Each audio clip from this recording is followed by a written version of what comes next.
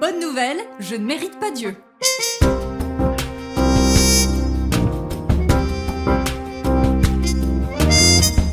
Depuis que j'ai bien recalé mon emploi du temps sur mon temps de prière, il y a comme un voile qui s'est levé. J'ai vu toutes les occasions où j'ai manqué d'aimer.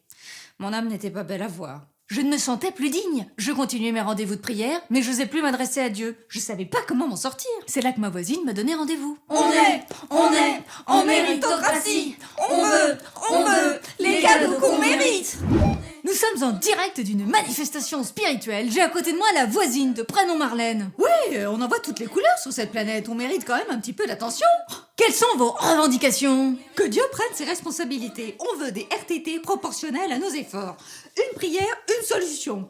Une messe, 2 solutions. Mais ma voisine, mais qu'est-ce que vous racontez? Vous savez bien que Dieu n'est pas un Père Noël, on en a fait une comédie musicale. Il fait pas les comptes. Demandez à Ève ce qu'elle en pense. Ça fait plusieurs milliers d'années maintenant que je suis comme, qui dirait, SDF, sans domicile de foi. Ni terre, ni paradis, tout ça pour une pomme. Je crois que je mérite de rentrer chez moi maintenant. Plus je les voyais manifester, moins je voulais me manifester à Dieu. Dans les 2 cas, c'est de l'orgueil. Saint François, c'est toi? Pace e bene. Paix et bien, mais oui, c'est bien lui, c'est Saint François d'Assise. Ce qui est formidable avec les saints, c'est qu'ils s'offrent à Dieu pour nous quand nous, on n'en est plus capable. Ils intercèdent comme de grands frères et sœurs auprès de celui qu'on n'ose plus regarder ou contre qui on est soudain en colère. Tu connais l'histoire de lépreux qui m'a demandé de le laver entièrement parce qu'il ne se supportait plus lui-même. Oui, tu as prié et tu as répondu à sa demande. En le lavant, il a guéri de sa lèpre. Mais surtout, Son âme a guéri. Il a cessé d'être en colère contre Dieu et de se replier sur lui-même.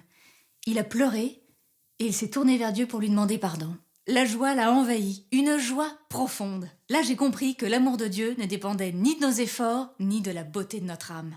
Sa miséricorde est infinie, il n'attend qu'un mot de nous, comme Saint François avec le lépreux. J'ai emmené mes copains les manifestants dans un endroit surprise, en leur disant que Dieu les avait entendus. Bienvenue au confessionnal. Oh bah non. Oh non, pas le confessionnal.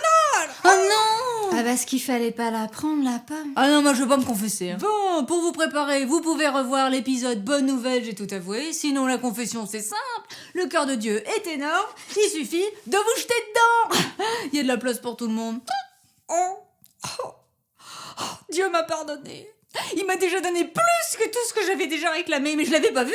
Oh non, vive Dieu. Ah bah la méritocratie. Je suis confuse. Moi, j'ai compris que mon exil était une mission de prévention pour le monde. En fait, Dieu ne m'a jamais abandonnée. Oups, j'ai trouvé un accessoire pour une métaphore. Je répète, accessoire en place, terminé. Merci. L'allumette, c'est moi. Le feu, c'est Dieu. Quand le feu brûle l'allumette, elle se transforme et devient feu, comme notre âme lorsqu'elle se réconcilie avec Dieu. Mais le feu n'est pas moins feu au début qu'à la fin. Quel que soit l'état de l'allumette, le feu donne tout son feu. Quel que soit mon état, Dieu donne tout ce qu'il est. Il attend juste qu'on allume le briquet. Le petit mot qui dépend de moi pour qu'il embrase mon âme. En plus, il est toujours avec nous, comme le feu le long de votre allumette. On pense qu'il est pas là, mais c'est l'orgueil qui nous aveugle. Ce que j'ai toujours dit, d'ailleurs. Alors la prochaine fois que tu ne mérites pas Dieu, demande-lui de te guérir. Sinon, appelle Saint François. Grazie. Partage la bonne nouvelle. Bah reviens. Quand même.